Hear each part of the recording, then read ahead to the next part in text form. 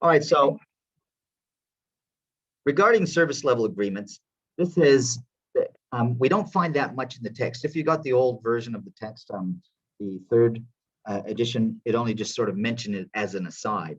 In the fourth edition, it's got a little bit about it, but it really has become an important part of working in the service desk or anywhere that is providing some kind of an IT service or that type of related service.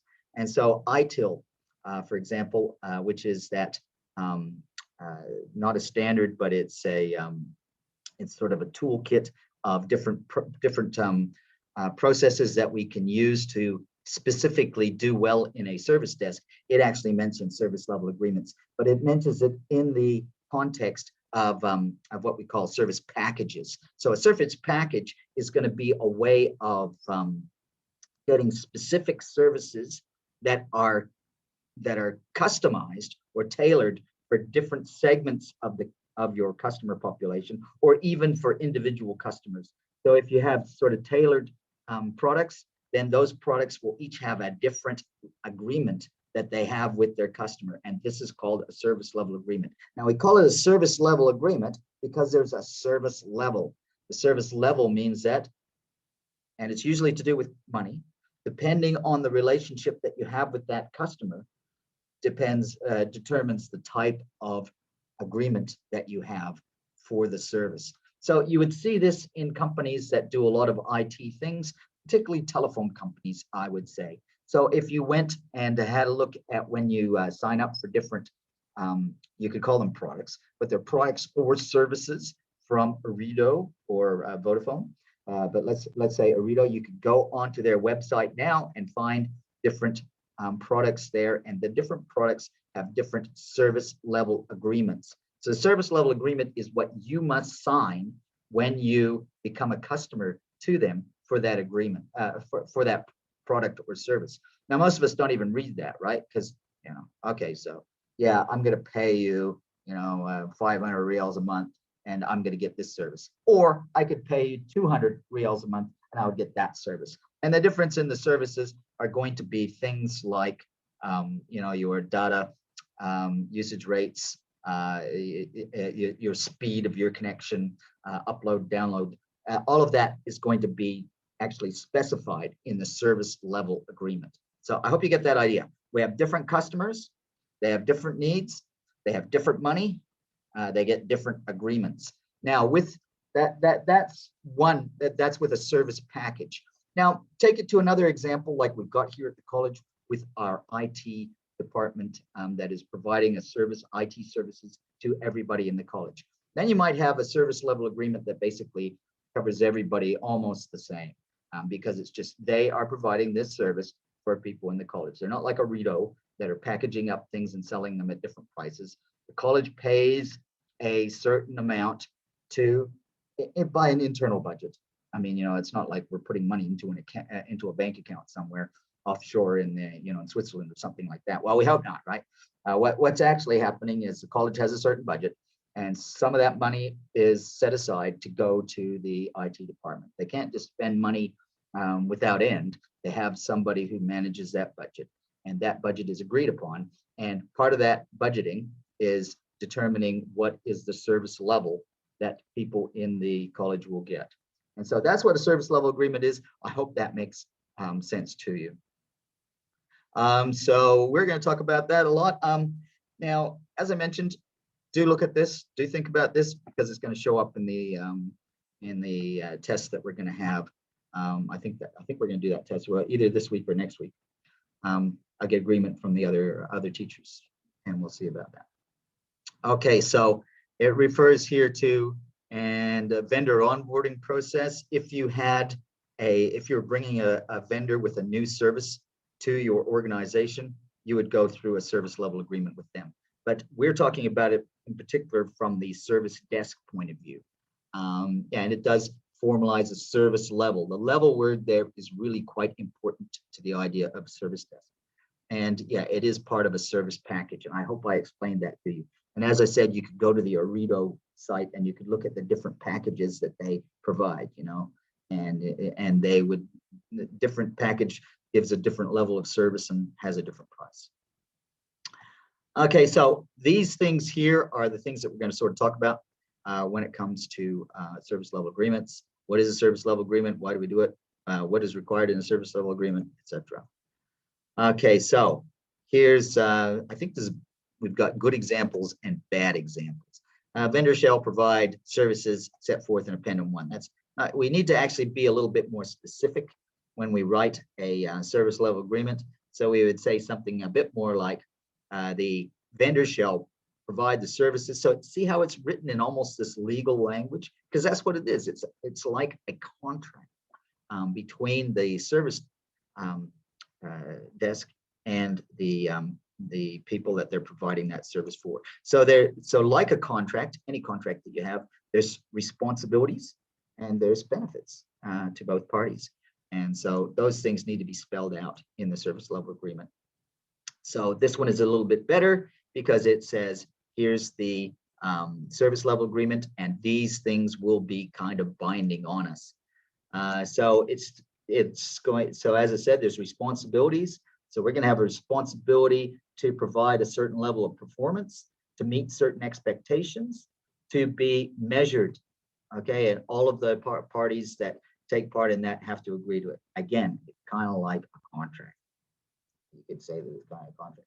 So your service level agreement must specify what services are being provided, what are the objectives of those services. It must specify what performance is going to be, at what level, we should use the word level there, performance requirements, and who's responsible for those performance requirements. Actually spelling out the responsibilities of the service desk, of course, but also the customer is going to have some responsibilities. Those are going to be in the service desk level agreement as well. How it's going to be measured. How are we going to know, did we meet the service level agreement? That has to be specified in the service level agreement document. Who's accountable? All right, so who has to take that responsibility? Who is going to get a kick if it doesn't happen? Right. Penalties are often specified in a service level agreement, indeed. So you may have experience with that from the building industry, etc. Very similar. So the ideas that we use in the service industry and project management of that, you'd find that there would be people in the building industry that would have those skills. And so they're used to writing these agreements. You'd find in the building industry, right? You have a date, a deadline. You have to have X, Y, Z done by such and such. If it isn't done, then there's actual financial penalties that are applied to the person to the company that's doing the work. And it's basically can be the same in a service level agreement for IT services. So you're going to have clear statements that the vendor agreed. So this is what it's really important that the person who's doing the service level agreement actually knows what they're doing, because otherwise they could expose themselves to all kinds of risks of things that they, if they don't know that we could have this problem and that problem and this problem, then they could expose themselves to all kinds of risks that could potentially actually even put them out of business. And so that's why typically the people who's going to be writing the service level agreement should be experienced in the actual work that's happening and should have a fair idea of what the costs are and what's possible and what's not. So intended outcome, we put that under the idea of objectives, and we've already talked about in previous slide demo shows or whatever, things like mission statements and that type of thing, which sort of become a focal point for all of that planning. All right, so here is an actual example of a service level agreement. This is kind of a boilerplate one. What I mean by that is somebody sort of does a pro forma, or they make a generic service level agreement, which is then copied and changed very little and applied to lots of service level agreements, because you have a class of customers that all receive a similar type of service. So that'd be like what we were talking about with the Rito, right? When you go and buy your package from Rito, you basically just sign the line. You know that you're getting the same service level agreement that everybody else that has that particular type of service is getting. So Amazon's doing that. They've got they got an S3 service level agreement. They got lots of different service level agreements for lots of different types of services that they provide. And so this one is for simple storage service. I guess that's why they call it S3, three S's, SSS, S3 service agreement. Under the terms of the Amazon blah blah AWS between Amazon Web Services and the users. Yes, the service level agreement applies separately to each account. That's correct, unless otherwise provided out herein. So you could be a company and you've got several different divisions in your company, and each one has a service level agreement with Amazon for storing things on their cloud. And each one of those service agreements would be managed separately. That's what this is saying. If you created a service agreement separate, then it's managed separately. So I've already mentioned this a little bit. Everybody has responsibilities. Certainly the service desk people have responsibilities, but so do the users. And those will be spelled out in the service level agreement. Other things, basically, if you were a lawyer, this would be familiar to you, right? Just like any other contract. The actual full duration is mentioned there, where the services are being provided, what times they're being provided, if there's any special service that's given that wasn't determined before, that will have to be maybe some additional fees. When will those fees? So basically everything should be provided in there. So we're not doing sort of ad hoc sort of adjustment as we go along. And that's, again, why we need to be that experienced person who's going to be part of the service level agreement, drawing it up, because they have to be able to anticipate what kind of strange things could happen during the service during the service contract, so that they don't get sort of caught out. Okay, so about the experienced person thing, right? So you might say, well, you know what? I'm not really sure what's going to happen here. And so I want to avoid any risk to me, or as much risk as I can. And I can see that I have lots of costs coming out of providing this service to somebody. So I'm just going to jack up the price. And so I think it was going to cost like 2 million reals, but I'm just going to contract them out to 3 million reals. And that'll take away my risk, because I'm not really sure because I've never done this before. And so that'll take away my risk. Okay, you do that. And then XYZ company around the corner, they've been doing it a lot, and they know that they can provide that service, and it's going to cost them 1.8 million reals. So they're gonna bid in it too, and you won't get any work. The other way it is you don't really know what the risks are involved in this type of work. And so you say, you know what, I think we can probably do this for like 1.5, not knowing that it's really going to cost 2 million to provide that service. Yeah, we're going to, we see that other people are doing it, that we can do it less. We're going to do it at 1.5. So we put in our bid at 1.5 and we win. And then it costs us 2 million reals. And then we can't pay people. And we start writing checks that we can't cover. Somebody goes to jail. You see what I'm saying? I mean, you really need to know what you're doing. So somehow you have to specify what you're doing in here with this thing called metrics. Could include minimum performance levels. How are we going to measure that? And we do have some specific terms that we use for a service desk for IT provision of services that are going to show up in our service level agreements. Metrics and measurements are very, very similar words, right? So metric just means what are the units that we're going to use to measure this. Measurements means, well, that's the process of actually measuring that. And so here's an example. This is a very, very common metric, or something that we measure, which is availability. So availability is going to be measured in percent. And, we're here at the college, if you got 90%, you'd be thinking you're doing pretty good, right? But if you got 90% availability of a computer system, well, that's not very good. And why is that? Okay, well, because 90% availability would mean that the computer system is not available 10% of the time.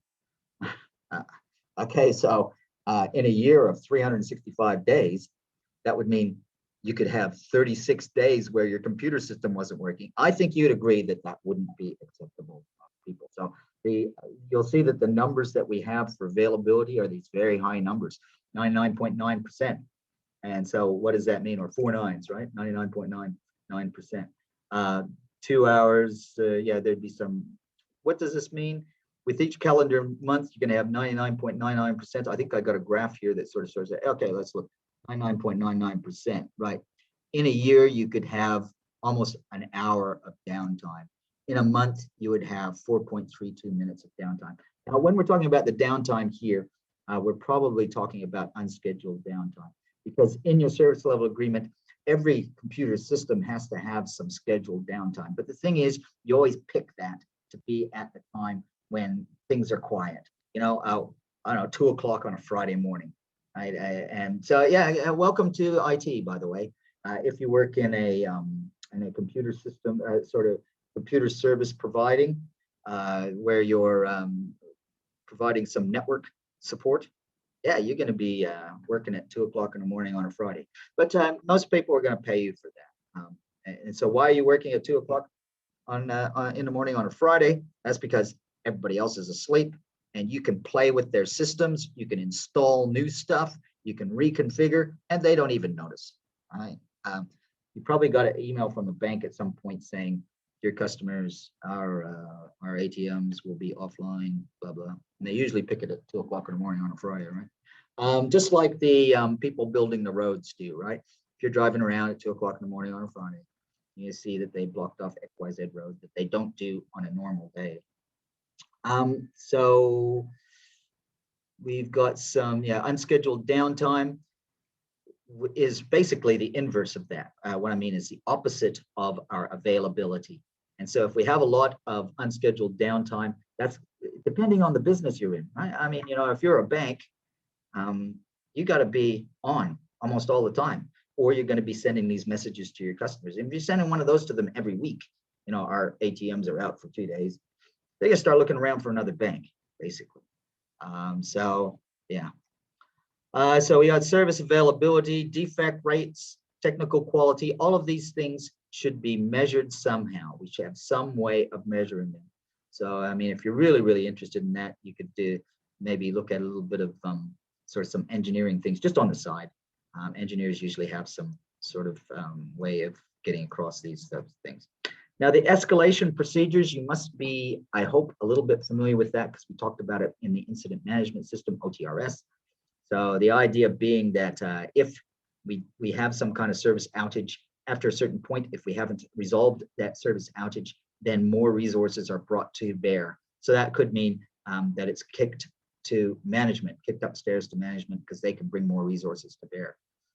So that's what we refer to as escalation procedures. They should be included in the service level agreement. Now, note this is under a heading that's called accountability.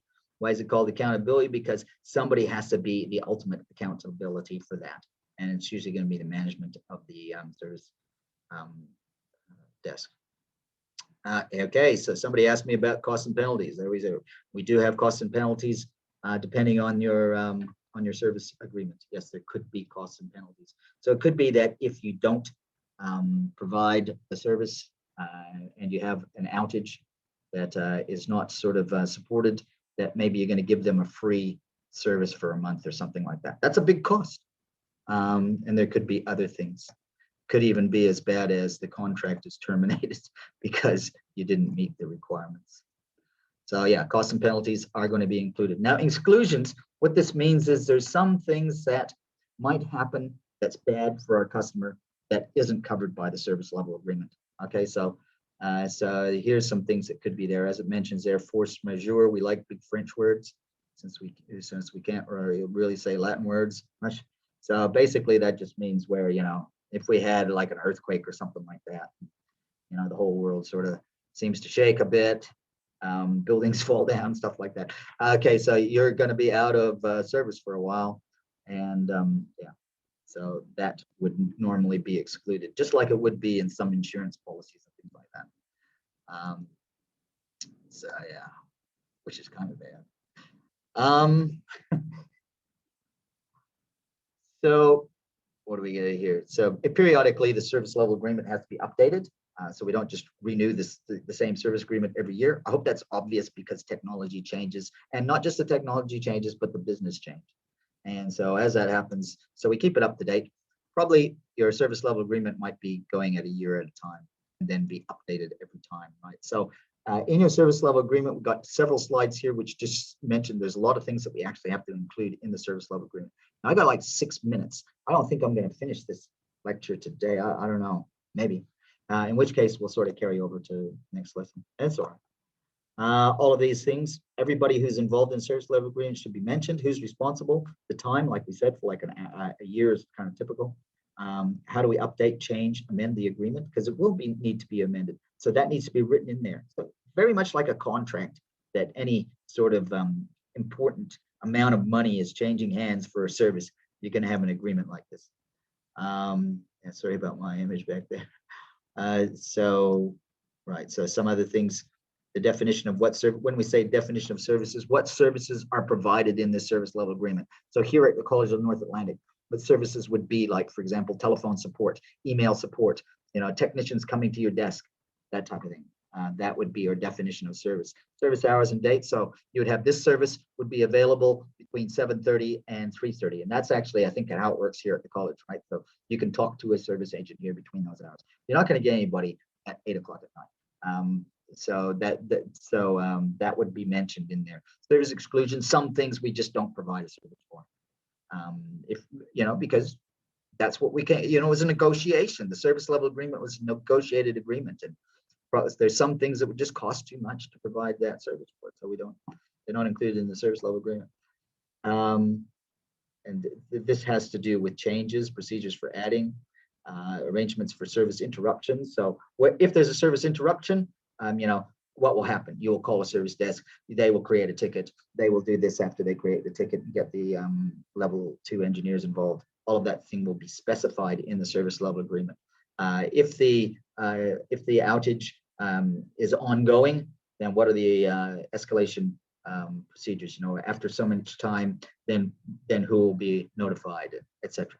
How long until we go outside, that type of thing. Who can be contacted? Phone numbers, all of those type of things will be mentioned there. So service targets. So your targets are going to be things that you can measure. So those would be things that we did talk about those in some of the earlier lessons. Now I've got like 3.5 minutes left. But service targets would be like how many tickets are closed within such time, this type of thing. How long is the agents spending on tickets? So that could do with the agents, but also they could, for the entire service desk, you would have things like, what would be the availability? So we talked about that. What would be the availability percentages that we're going to be meeting? Who's going to check on our reports and make sure that we're actually doing what we said we'd do in the agreement? That needs to be recorded in there. How often are we going to report back to our customer? Is it going to be a monthly report, a weekly report? How are we going to handle complaints, etc. So what happens if things go bad? What are the financial penalties, etc. And you know what? I actually did finish that. Now, I just, in fair play, these information was taken from this website, Coastal FCU, Susan Colhausen. That's all I've got on service level agreements. Do you have any questions? So we did finish. That's awesome. Did finish our discussion. Do you have any questions?